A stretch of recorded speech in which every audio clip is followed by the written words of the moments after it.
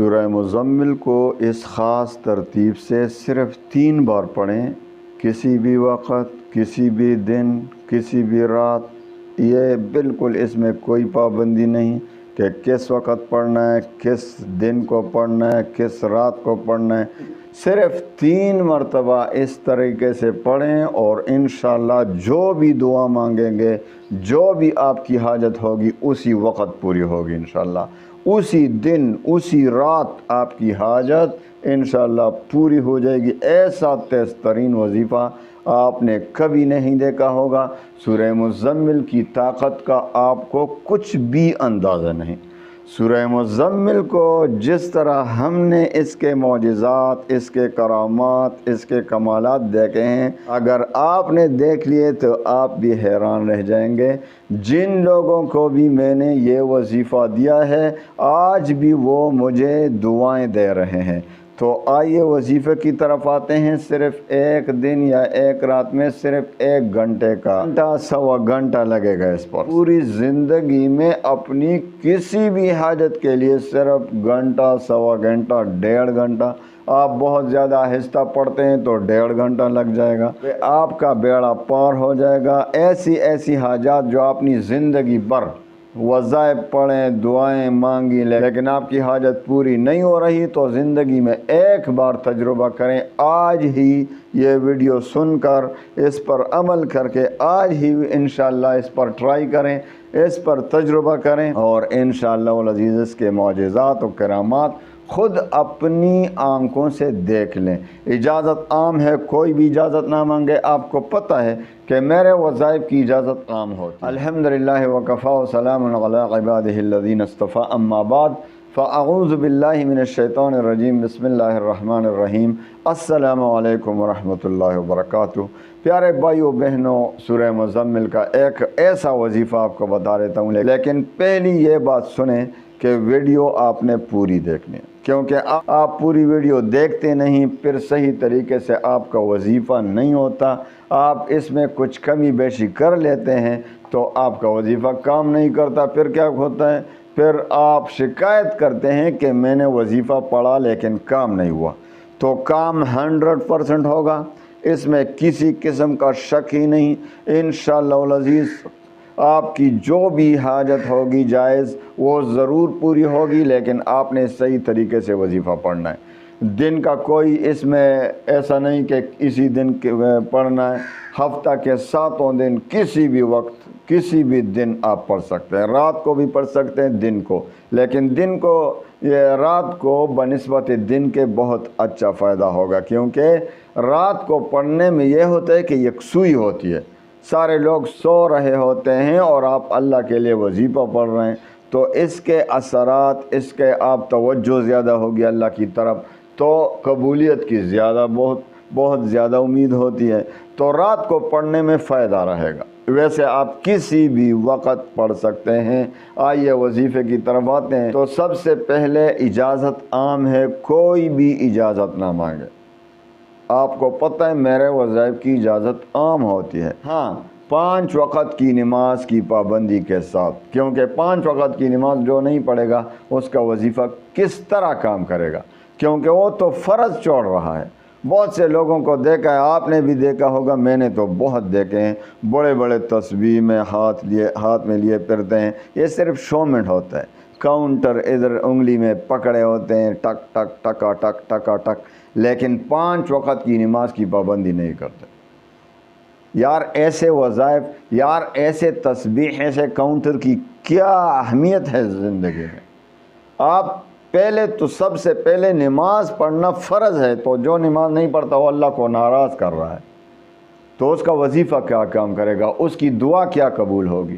تو 5 وقت کی نماز کا شرط کے ساتھ، اور اسی طریقے سے رزق حلال کی طلب، پیٹ میں حلال مال ڈالا کریں، حرام سے بچ کر رہیں، کیونکہ جو بھی حرام مال پیٹ میں پڑا ہوتا ہے تو اس کی وجہ سے دعا قبول نہیں ہوتی۔ تیسرا شرط، اللہ تعالیٰ پر یقین و اعتماد آپ کو کامل ہے۔ آپ کو یہ یقین ہے کہ میرا وظیفہ اللہ تعالیٰ قبول فرمائے گا؟ آپ کو یقین ہے کہ میری دعا اللہ تعالیٰ قبول فرمائے گا؟ ہاں تو پھر چلو وظیفہ شروع کرو، کیونکہ حدیث قدسی میں آتا ہے کہ اللہ تعالیٰ فرماتے ہیں کہ میں اپنے بندے کے ساتھ اس کے ظن، اس کے گمان کے مطابق ہی معاملہ فرماتا ہوں۔ یعنی اللہ تعالیٰ فرماتے ہیں کہ جس طرح مجھ پر یقین رکھے گا، جس طرح مجھ پر اس کا گمان ہوگا، میں اسی کے مطابق معاملہ فرماؤں گا۔ تو جو اللہ تعالیٰ پر یقین کامل کے ساتھ پڑھ رہا ہے اس کا وظیفہ کام کر جائے گا، بیڑا پار۔ اور خدا نخواستہ جس کو اللہ پہ شک ہو رہا ہو تو اسی کے مطابق اللہ تعالیٰ معاملہ فرما لیتے ہیں، اس کا وظیفہ رد ہو جاتا ہے، اس کی دعا قبول نہیں ہوتی پھر۔ تو ان شرائط کے ساتھ عمل کرنا ہے آپ نے۔ اگر آپ نے اس جگہ کو سکپ کیا تو آپ کا وظیفہ کیا کام کرے گا؟ کیونکہ یہ تو وظیفے کے لیے شرائط ہیں، یہ تو وظیفہ کی قبولیت کے لیے ضروری باتیں ہیں۔ اگر اس کے بغیر آپ وظیفہ پڑھیں تو ہزاروں لاکھوں وظائف پڑھیں تو کچھ بھی نہیں ہوگا، صرف آپ کو ذکر اللہ کا ثواب ملے گا، آپ کا وظیفہ کام نہیں کرے گا۔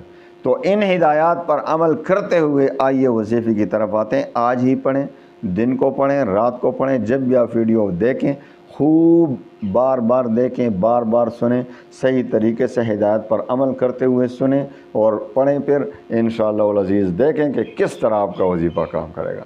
تو سب سے پہلے آپ نے 2 رکعت صلاۃ حاجت کے پڑھنے ہیں، اور پہلی رکعت میں 11 بار سورہ فاتحہ کے بعد 11 بار سورہ کافرون، قل یا ایھا الکافرون، اور دوسری رکعت میں سورہ فاتحہ کے بعد 11 بار سورہ اخلاص، قل ھو اللہ احد پڑھنا۔ اس کے بعد جب سے پارے ہوں تو 100 بار درود شریف پڑھیں، جو بھی درود آپ کو یاد ہو۔ درود ابراہیمی بھی پڑھ سکتے ہیں اور مختصر درود بھی پڑھ سکتے ہیں۔ وصلی اللہ علی النبی الامی، اللہم صلی علی محمد وعلی آل محمد، اللہم صلی علی محمد وعلی آل محمد وبارک وسلم، اللہم صلی علی محمد النبی الامی وعلی آلہ وسلم تسلیما۔ جو بھی درود آپ پڑھنا چاہیں پڑھ سکتے ہیں 100 بار۔ اس کے بعد سورہ مزمل کو شروع کریں۔ اعوذ باللہ من الشیطان الرجیم، بسم اللہ الرحمن الرحیم، یا ایھا المزمل قم اللیل الا قلیلا۔ جب آپ اس آیت کو پڑھیں، 9ویں آیت کو، رب المشرق والمغرب لا الہ الا هو فاتخذہ وکیلا۔ اللہ تعالیٰ مشرق کا بھی رب ہے، مغرب کا بھی رب ہے، تو اسی کو اپنا کارساز ٹھہراؤ، اسی کو اپنا کارساز بناؤ۔ تو آپ نے یہ کہنا ہے، آپ نے اللہ کے سامنے گڑ گڑا کر خوب عاجزی کے ساتھ یہ آیت پڑھنی ہے، حسبنا اللہ و نعم الوکیل، میرے لیے اللہ کافی ہے، میرے لیے، یعنی معنی پر ذرا غور کر کے پڑھیں۔ حسبنا اللہ، میرے لیے اللہ کافی ہے، ونعم الوکیل، ونعم الوکیل، وہی اچھا کارساز ہے۔ تو آپ نے 101 بار پڑھنا ہے، حسبنا اللہ ونعم الوکیل 101 بار پڑھیں۔ پھر اسی جگہ سے شروع کریں، واصبر علی ما یقولون واہجرہم ہجرا جمیلا، اور سورت کو ختم کریں۔ آخری جب سورہ مزمل ختم ہو جائے، واستغفر اللہ ان اللہ غفور رحیم، تو آپ نے 101 بار استغفار پڑھنی، جو بھی استغفار ہو، استغفر اللہ ربی من کل ذنب واتوب الیہ، یا یہ بھی پڑھ سکتے ہیں، استغفر اللہ الذی لا الہ الا هو الحی القیوم واتوب الیہ، یہ بھی پڑھ سکتے ہیں۔ 101 بار پڑھیں۔ ایک بار سورہ مزمل ختم ہوا اس ترتیب کے ساتھ۔ اب دوبارہ سورہ مزمل کو شروع کریں، اعوذ باللہ بسم اللہ سمیت، اور پھر رب المشرق والمغرب لا الہ الا هو فاتخذہ وکیلا پر پہنچیں گے، پڑھیں گے، تو اس کے بعد 101 بار حسبنا اللہ ونعم الوکیل، اور آخر میں جب سورت ختم ہو جائے پھر اسی طریقے سے 101 بار استغفار، تو 101 بار حسبنا اللہ ونعم الوکیل پڑھنا ہے۔ اس کے بعد جب ختم کریں تو آخر میں پھر 101 بار استغفار کریں پہلی کی طرح، اور اسی ترتیب سے تیسری بار سورہ مزمل کو پڑھنا ہے، رب المشرق والمغرب لا الہ الا هو فاتخذہ وکیلا پر پہنچیں گے تو 101 بار حسبنا اللہ ونعم الوکیل، اور آخری جب سورہ مزمل ختم ہو جائے تو 101 بار استغفار، اور پھر آخر میں 100 بار درود شریف، اور پھر خوب گڑ گڑا کر رو رو کر اللہ سے اپنی حاجت مانگیں، اور دیکھیں کمال کا وظیفہ ہے۔ آپ یقین کریں کہ انشاءاللہ العزیز ایک ہی مرتبہ سے اس ختم سے، اس وظیفے سے آپ کا کام ہو جائے گا۔ آپ کی حاجت جو بھی ہو، مشکل ہو، آسان ہو، ممکن ہو، ناممکن ہو، جو بھی ہو، انشاءاللہ العزیز ایک ہی وظیفے سے، ایک ہی بار ختم سے آپ کی وہ حاجت پوری ہو جائے گی۔ اور زندگی میں جب بھی آپ کو کوئی مشکل پیش آ جائے، آپ کو کوئی حاجت پیش آ جائے تو پھر دوبارہ کریں۔ اور ایک ہی حاجت کے لیے اگر ایک مرتبہ ہمارے اعمال میں کوتاہیاں بہت زیادہ ہیں تو دوسری مرتبہ کریں، تیسری مرتبہ کریں، انشاءاللہ العزیز ایک یا دو یا تین، انشاءاللہ بہت جلد آپ کی حاجت پوری ہو جائے گی اور اللہ تعالیٰ آپ کی تمام مشکلات کو ختم فرمائے گا۔ اللہ تعالیٰ تمام مسلمانوں کے غموم، ہموم، پریشانیوں کو خوشیوں میں بدل لے۔ وآخر دعوانا ان الحمد للہ رب العالمین۔